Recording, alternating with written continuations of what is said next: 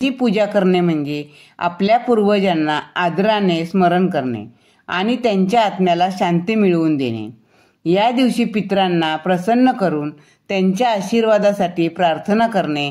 अक्षय तृतीयेला पितरांची पूजा केल्याने पितृदोष दूर होतो। अक्षय तृतीयेला पितरांची पूजा करण्यासाठी प्रथम पूर्वजांच्या स्मरणाने आणि श्रद्धापूर्वक प्रार्थना करून पूजेचा आरंभ करा।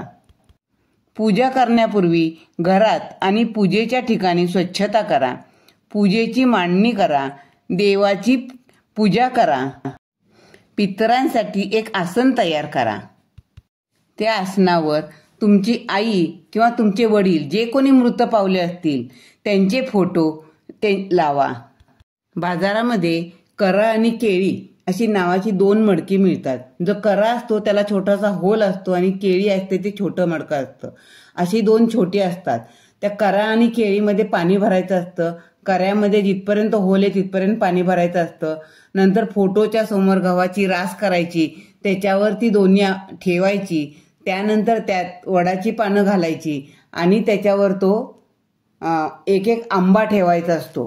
त्यानंतर त्या करा केळीची हळद कुंकू फूल टाकून पूजा करायची। त्यांना धूप दीप निरांजन ओवाळायचं, आरती करायची। गोडाचा म्हणजे पुरणपोळीचा नैवेद्य दाखवायचा। ह्या नैवेद्यामध्ये पुरणपोळी बरोबर आमरस करतात।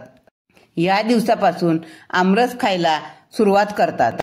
पितरांच्या नावाचे स्मरण करून त्यांच्या आत्म्याला शांती मिळावी यासाठी प्रार्थना करा। गरजू लोकांना अन्नदान करा। पितरांसाठी तर्पण करा। अशा रीतीने पूजेचा समारोप करा।